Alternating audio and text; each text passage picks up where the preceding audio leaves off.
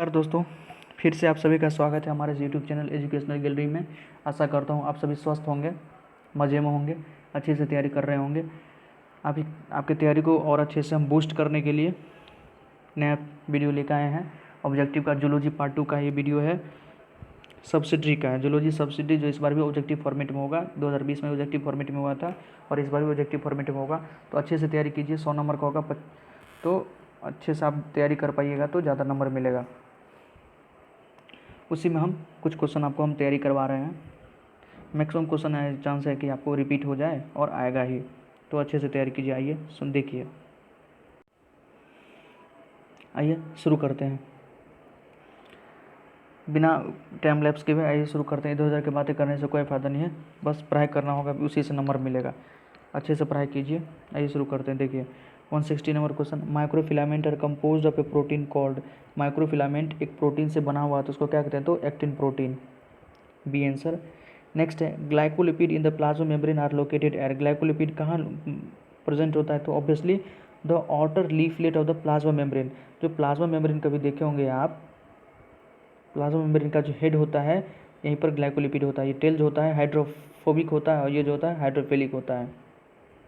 Next, lysosomes are non as suicidal bag because. Lysosome को suicidal bag क्यों कहते हैं? क्योंकि इसके अंदर हाइड्रोलाइटिक एक्टिविटी होता है और इसके अंदर एसिडिक एंजाइम प्रेजेंट होता है, इसलिए वो सुसाइडल बैग भी कहते हैं। कभी कभी ब्रास्ट हो जाता है तो पूरे सेल को ही डिस्ट्रॉय कर देता है, इसलिए suicidal bag of the cell कहते हैं।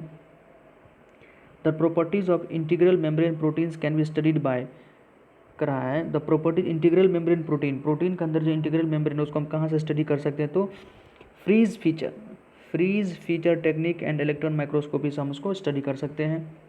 Next, the fluidity in the plasma membrane increases with. Fluidity कैसे बढ़ सकता है? तो increase in unsaturated fatty acid in the membrane. अगर मेम्ब्रेन के अंदर अनसेचुरेटेड फैटी एसिड की कंसंट्रेशन हम बढ़ा देते हैं तो फ्लूडिटी उसका बढ़ जाएगा। Next, which among the following define GPI anchored protein. तो जीपीआई एनक्रेज्ड प्रोटीन को कौन डिफाइन करता है? तो peripheral protein of the plasma membrane GPI anchored protein को डिफाइन करता है। नेक्स्ट देखिए 166, the resting potential membrane is determined by. Resting potential membrane को कौन मेंटेन करके रखता है? तो ऑब्वियसली पोटेशियम आयन ग्रेडियंट के plus gradient. The oxygen and carbon dioxide crosses the plasma membrane by the process of, इसको क्या कहते हैं? Passive diffusion. ऑक्सीजन और कार्बन डाइऑक्साइड पैसिव, बिना किसी एनर्जी के कंजम्पशन से, तो पैसिव डिफ्यूजन होता है। एक्टिव डिफ्यूजन होता है तो वहाँ एनर्जी यूज होता है, तो इसमें कोई एनर्जी नहीं लगता है, इसको पैसिव डिफ्यूजन कहते हैं। A cell without a cell wall is termed as. जो सेल बिना सेल वाल को उसको क्या कहते हैं? तो प्रोटोप्लास्ट। क्या कहते हैं? प्रोटोप्लास्ट। अच्छा क्वेश्चन है। 169, which is not an example of trans membrane transport between different cellular sub cellular compartment. Not an example कह रहा कौन एक उदाहरण नहीं है ट्रांस मेम्ब्रेन ट्रांसपोर्ट का? तो ये जो transport from endoplasmic reticulum into Golgi complex, ये किसी भी ट्रांस मेम्ब्रेन ट्रांसपोर्ट का एग्जाम्पल नहीं है। नेक्स्ट देखिए 170, which is correct regarding the peptides in the Ramachandran plot. जो रामाचंद्रन साइंटिस्ट थे उनके अनुसार से पेप्टाइड के बारे में क्या सही है?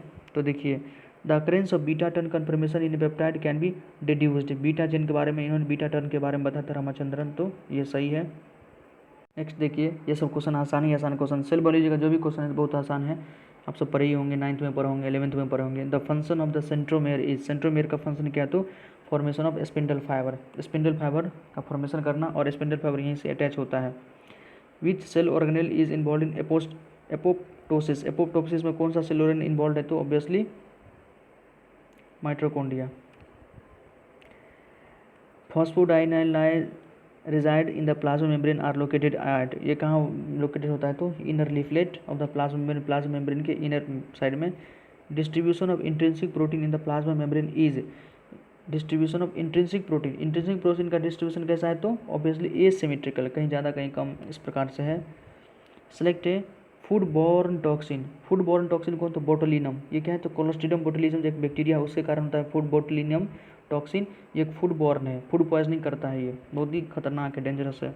All organism start it's life cycle with. कह रहा है सभी अपना लाइफ कहाँ से स्टार्ट करता है? तो ऑब्वियसली सिंगल सेल से। जो स्पर्म और जो ओवम मिलके बनाता है जाइगोट, वहीं से सब लाइफ, जो सिंगल सेल है वहीं से लाइफ स्टार्ट होता है सभी का। The sequence of event by which a cell duplicate its genome, synthesize the other constituent of cell and eventually divide itself into daughter cell is termed as, इसको क्या कहते हैं? Cell cycle. प्रोसेस को क्या कहते हैं? सेल साइकिल कहते हैं। नेक्स्ट देखिए 178, which of the following is correct about cell cycle. Cell cycle के बारे में क्या सही है? तो all event occur in coordinated manner, obviously जो भी इवेंट होता है जैसे G1 S G2 ये सब कोऑर्डिनेटेड मैनर में होता है। All event are under genetic control, हाँ सब जेनेटिक कंट्रोल के अंडर होता है। DNA synthesis occur only during on one specific C stage in the cell cycle, C stage में एस स्टेज, एस फेज में कहते हैं डीएनए सिंथेसिस होता है, तो ऑल द वे सही है। Cell growth, cell growth in cytoplasm is a, cell growth कैसा है? तो कंटिन्यूअस प्रोसेस है। Our cell can divide itself one approximately, कह रहा है हमारा सेल डिवाइड कर सकता है, प्रत्येक 24 घंटा में एक बार हमारा सेल डिवाइड करता है, और इक्वलाइक होता है तो 20 मिनट में। Duration of cell cycle yeast is approximately, कह रहा है ईस्ट में सेल साइकिल का ड्यूरेशन कितना है? तो 90 मिनट, हमसे ज़्यादा है, सॉरी हमसे तो कम ही है, हमारा 24 आवर है। Reduction of the division is, reduction of the division is, reduction division किस में होता है? तो ऑब्वियसली म्योसिस, म्योसिस को रिडक्शन डिवीजन भी कहते हैं और माइटोसिस को इक्विटेशनल डिवीजन कहते हैं, क्योंकि म्योसिस में जो मान लीजिए 2n है क्रोमोसोम, तो 2n हो जाता है, इसे कहते हैं रिडक्शन डिवीजन। जो माइटोसिस होता है उसमें 2n से n 2n ही बनता है, इसको कहते हैं mitosis, equational division. Next 183, the main difference between in dividing an animal and plant cell lies a, plant और एनिमल सेल में मेन डिफरेंस क्या है? तो cell plate method, obviously cell plate formation, एक में सेल प्लेट बनता है, दूसरे में सेल फ्रॉ मेथड होता है। Which of the following cell do not divide one its differentiated, cells do not divide once it is differentiate, कर रहा है कौन सा सेल डिवाइड नहीं करता जब एक बार डिफरेंशिएटेड हो गया? ऑब्वियसली नर्व सेल के बारे में तो सभी जानते हैं कि वो नेक्स्ट टाइम डिवाइड नहीं करता अगर वो डिफरेंशिएटेड हो चुका है तो। माइटोसिस अकर इन, माइटोसिस कहाँ होता है? तो ऑब्वियसली हेप्लॉइड सेल में माइटोसिस हो सकता है, एन से एन बन सकता है, डिप्लॉइड सेल उसमें भी माइटोसिस हो सकता है, 2n से 2n बन सकता है, तो both and B.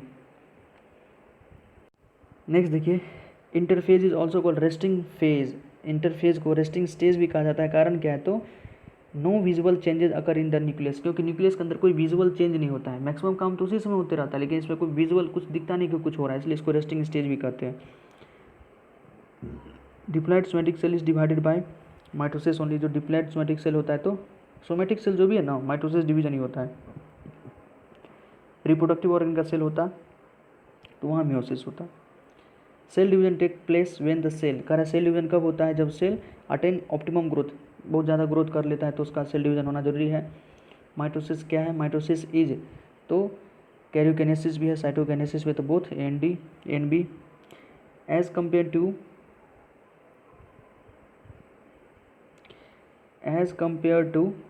Compare to meiosis in mitosis prophase is shorter, prophase mitosis में जो प्रोफेज होता है शॉर्टेड होता है। नेक्स्ट देखते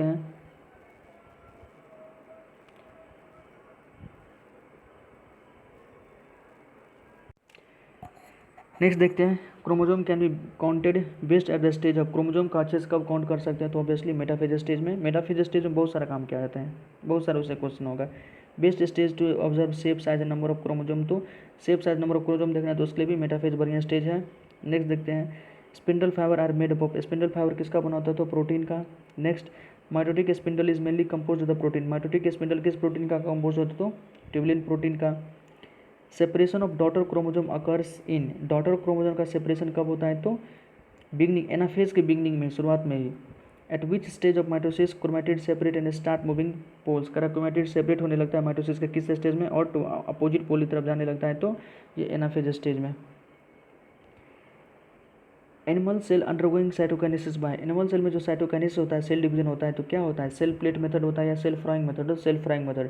प्लेट नाम है, सेल प्लेट या सेल वॉल किस में होता है? तो प्लांट में चूंकि सेल वॉल होता है इसमें वहाँ वो काम होता है सेल प्लेट मेथड प्लांट में, एनिमल में सेल फ्राइंग मेथड।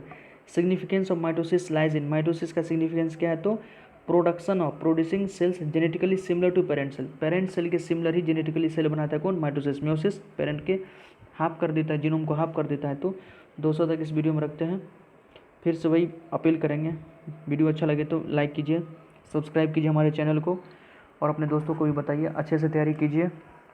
किसी भी प्रकार का आपको लग रहा है कि कोई गलती है तो प्लीज़ हमें कमेंट में करके बताइए, हम उसको सुधार करेंगे। फीडबैक देना आपका काम है। धन्यवाद।